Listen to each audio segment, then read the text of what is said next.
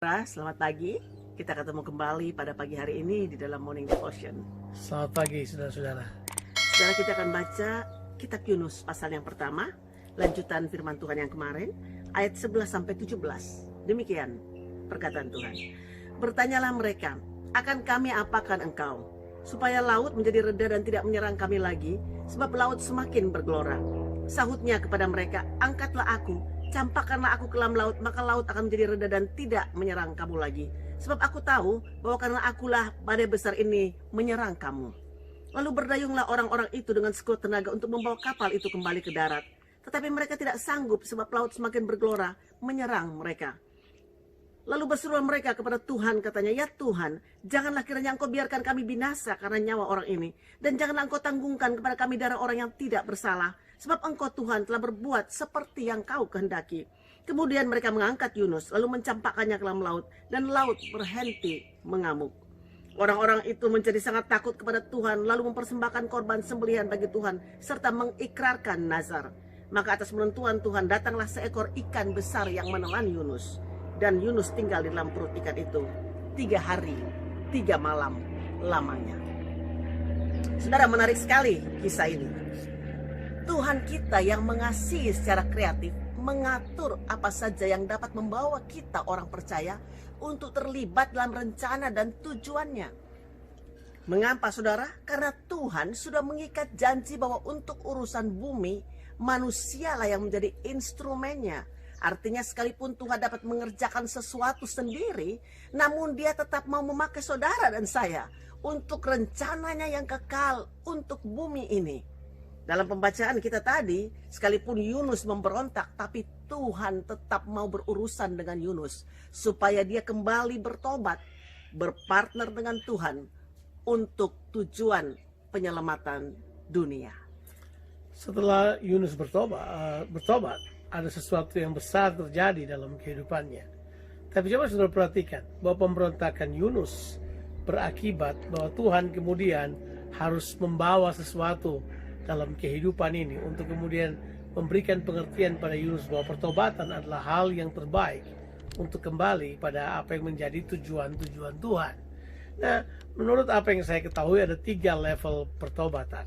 Pertobatan level yang pertama adalah pertobatan dari dosa-dosa kekafiran seperti tidak percaya pada Tuhan, percaya kepada yang lain, kepercayaan animisme atau kepercayaan apapun. Itu level yang pertama.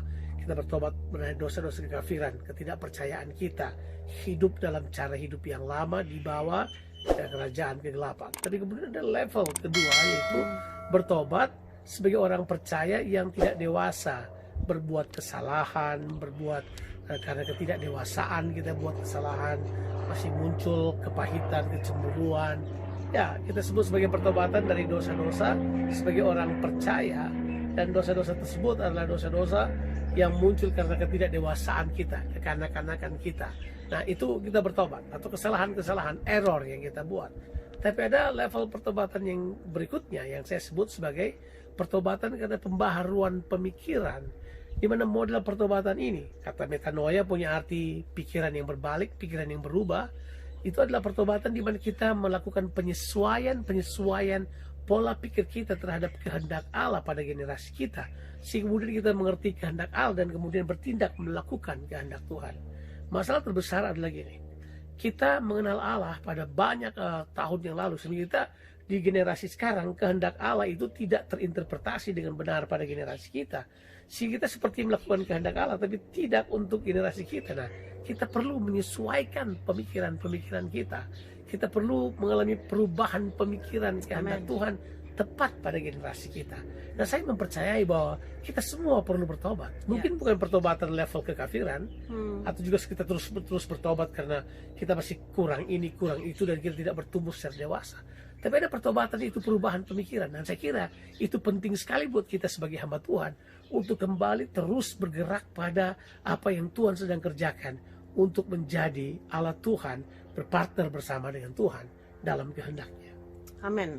Saudara, pertobatan itu berkenan sekali kepada Tuhan.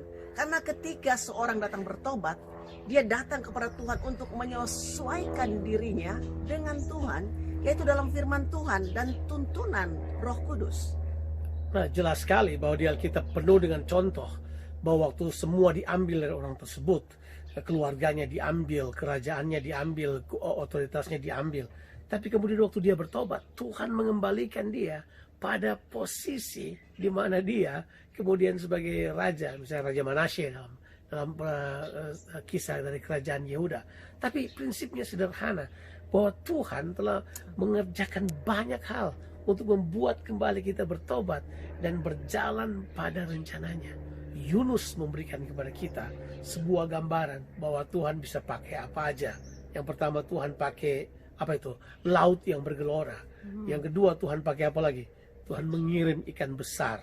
Masalahnya bukan cuma soal ikan besar menelan Yunus, tapi apa yang terjadi dalam perut ikan itu.